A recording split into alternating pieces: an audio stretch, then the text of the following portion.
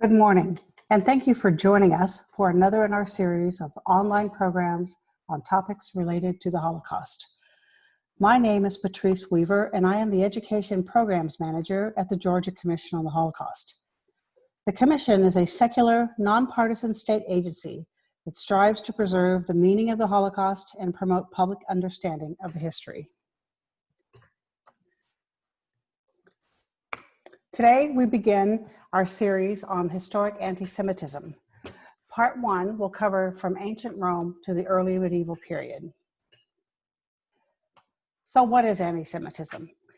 Merriam-Webster gives us this definition. It is hostility toward or discrimination against Jews as a religious, ethnic, or racial group. The United States Holocaust Memorial Museum refers to anti-Semitism as the longest hatred, because anti-Semitism has persisted in many forms over 2,000 years. So we're going to begin our deeper dive into historic anti-Semitism with ancient Rome. There were Jewish people in the Roman world hundreds of years before the birth of Christ. By the start of Caesar Augustus's reign in 27 BCE, there were approximately 7,000 Jews living in Rome itself. For Roman citizens, observing the worship of the traditional gods, Jupiter, Minerva, Venus, etc., was a matter of state duty. When Jewish immigrants refused to comply and insisted upon keeping the ancient traditions of worshiping a single deity and observing the Sabbath, they potentially became enemies of the state. This Jewish refusal to worship Roman gods saw them ostracized and condemned by many classical writers. Some of the earliest and most influential anti-Semitic writings came from the Roman consul and orator Cicero. His writings on the Jews combined religious and cultural bigotry. In his Pro Flacco, the English title of which is Flaccus and the Jews of Asia, he described Jewish customs as, quote, at variance with the splendor of this empire and the dignity of our name and the institutions of our ancestors, end quote.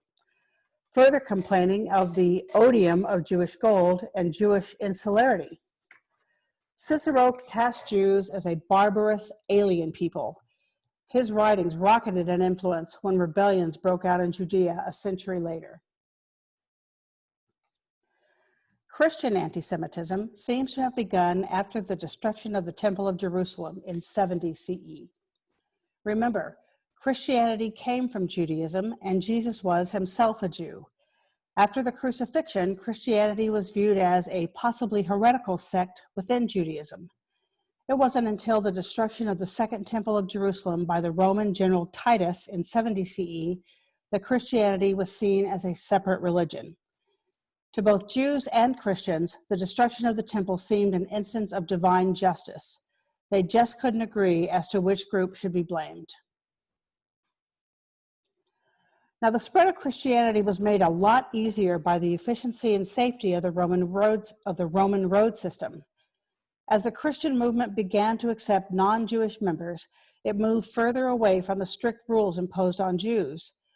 To become a Christian, no longer did a person have to adhere to the laws governing circumcision or dietary rules. After 3 centuries in Rome, sometimes facing brutal persecutions, Christianity was seen as a new and separate religion. In 313 CE, the Emperor Constantine issued the Edict of Milan, which accepted Christianity.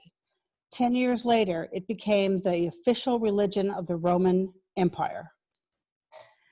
With the conversion of the Roman emperors, Christianity became the sole established religion of the Roman Empire, and the early church fathers sought to establish Christianity as a successor to Judaism. The refusal of Jews to accept Jesus as the Messiah was viewed not only as a threat to the Roman rulers, but to the new religion of Christianity itself. Since both religions came from the Old Testament, Christians sought to establish the validity of their new religion by claiming that it superseded Judaism. Soon, the Christian church had a liturgy that explicitly told worshipers that the Jews were guilty of deicide, or the act of killing a god. The early church fathers produced a lot of anti-Jewish writings. Between 155 and 160 CE, St. Justin Martyr wrote that the Torah, or the Judaic law, was imposed on the Jews as a punishment by God.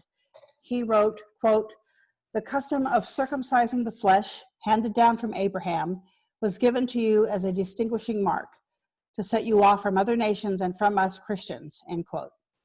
Other church fathers picked up on Justin Martyr's desire to cast the Jews as an alien, condemned race, like St. John Chrysostom, who described synagogues as, quote, "worse than a brothel, the den of scoundrels and the repair of wild beasts," end quote. The influential St. Augustine of Hippo went further in his anti-Semitism. In his address to the Christians of North Africa, he wrote, "How hateful to me are the enemies of your scripture. How I wish that you would slay them," meaning the Jews, "with your two-edged sword."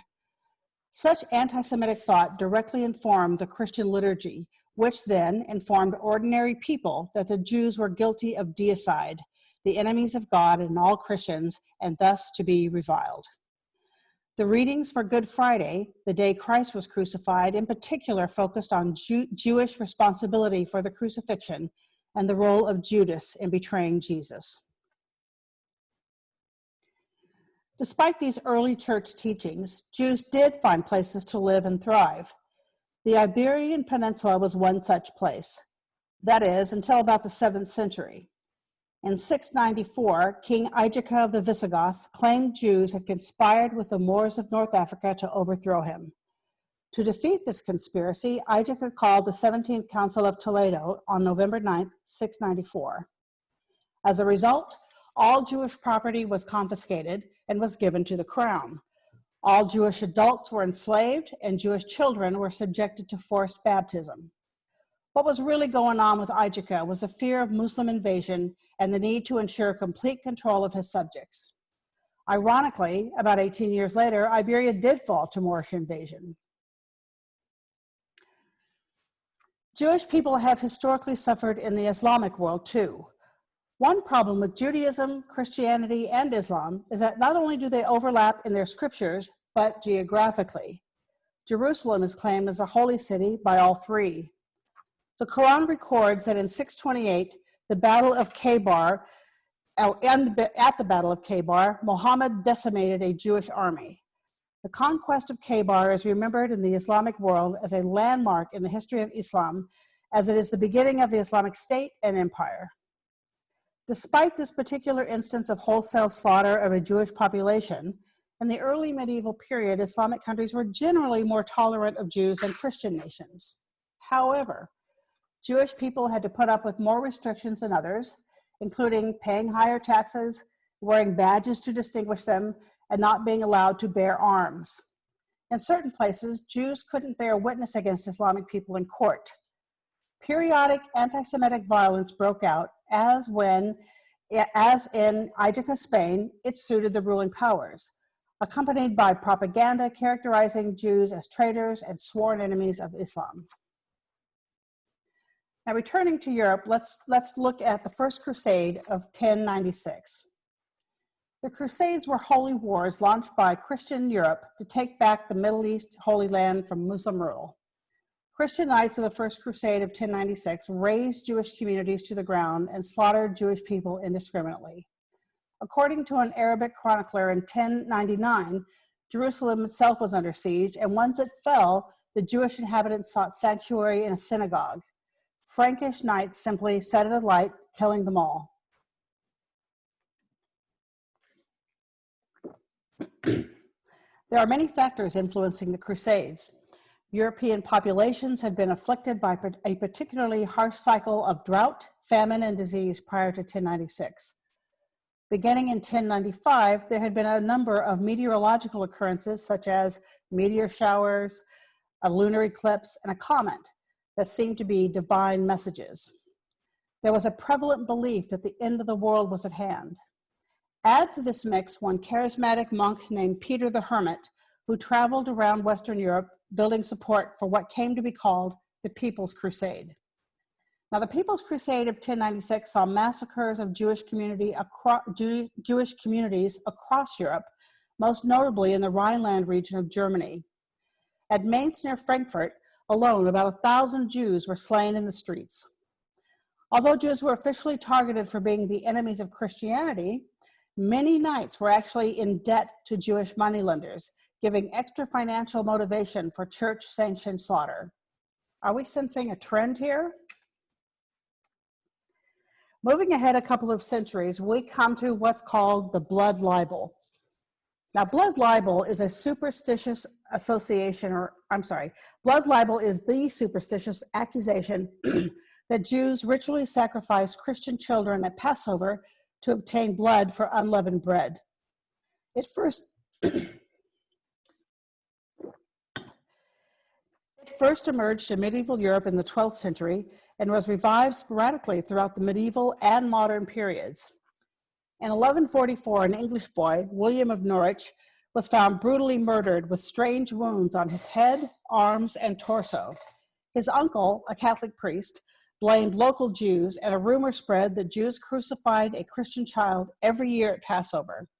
A century later, an investigation into the death of another boy, Hugh of Lincoln, in 1255, sparked anti-Jewish fervor that resulted in the imprisonment of 90 Jews in the Tower of London, with the eventual execution of 19. The story of little St. Hugh soon became popular literature and songs. He was widely venerated as a martyr. If you're familiar with Chaucer's The Canterbury Tales, this story is mentioned in the Prioress's Tale. Tensions between Jews and Christians in England increased in the 12th century in the aftermath of these blood libel cases. Much of this came down to the fact that many Christians owed money to Jewish lenders. Remember, medieval Catholics were forbidden from usury or money lending by religious law, whereas Jews were not. Jews made up the vast proportion of lenders in Europe. Resentment at the interest due on loans, combined with anti-Semitic propaganda and the church's teaching of Jews being responsible as the, quote, killers of Christ, end quote, put Jews at serious risk from not only their debtors, but from society at large. To make things worse, in 1189, the Crusader, Richard the Lionheart, was crowned King of England. A rumor spread that he had ordered the massacre of all of his Jewish subjects. The Jews of York were given sanctuary at York Castle, but when they locked themselves in a tower out of fear of the bloodthirsty mob surrounding them, the castle's garrison sought help from that same bloodthirsty mob to get the tower back.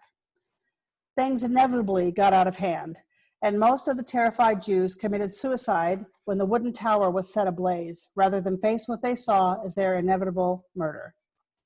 Let's take a closer look at how the moneylenders are portrayed in the manuscript. Notice the hooked noses and the distinctive hats that the moneylenders are wearing. Across medieval Europe, Jews were required to wear a cloth patch or mark on their clothing to distinguish them from others. Additionally, in some places, a distinctive hat was also required, usually cone-shaped or pointy and colored yellow. These identifying marks or hats were made general order of Christendom at the Fourth Lateran Council of 1215. It wasn't until the Napoleonic era that the requirement for these badges and hats was abolished. Again, let's take a closer look at these images. The most usual form of the badge was that of a ring sewn on the upper garment in a distinctive color. This was called the wheel, and with the distinguished marking, it was the distinguished mark used in France, Italy, Spain, and Germany. In England, this badge could also be in the shape of tablets, as you see in the lower illustration. The larger of the three illustrations comes from Germany and depicts a Jew wearing a cloak with the distinctive ring badge. If that weren't enough for you to identify this image as that of a Jew, he is holding a bunch of garlic in one hand and a money bag in the other. Now, when I was researching this, I went down a real rabbit hole when I Googled Jews and garlic. I ended up making all kinds of great food.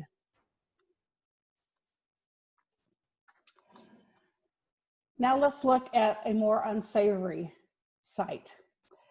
During the medieval period in Central Europe, there was a custom of carving a Judensow or a Jew sow on a building. Seizing on the Jewish prohibition about eating pork, the Judensow depicted Jewish people in obscene contact with a pig. These offensive images were displayed outside of churches, cathedrals, and even ghettos to remind Jews of how they were viewed by their Christian neighbors. The pig had a dual meaning in the original Judenzahl images. As well as being horribly offensive to Jews, mingling accusations of bestiality with an unclean animal, medieval Christianity saw pigs as beasts of Satan. There's a passage in the book of Mark, chapter 5, that says, "For when Jesus banished demons out of a possessed man, they, the demons, instantly possessed a herd of swine, which promptly jumped off a cliff." Just as a note, on February 4th, 2020, this year, a German court ruled that the anti-Semitic sculpture could stay on Wittenberg's St. Mary's Church.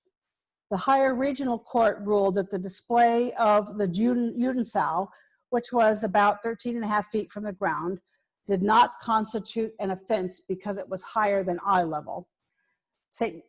Mary's Church is the parish church in the city of Wittenberg, where Martin Luther launched the Protestant Reformation. What you're also going to see in this slide, besides the Judenzahl, is a map of locations where you can find these images today in Central Europe. The ones that are in red have been removed, but the ones in black are still there. So that ends part one. If you have questions about today's presentation or would like to suggest future topics, please email me at patriceweaver@holocaust.georgia.gov. We are constantly looking to improve our presentations and welcome your feedback. Thank you very much for joining us, and look for our email for next week to join us for part 2.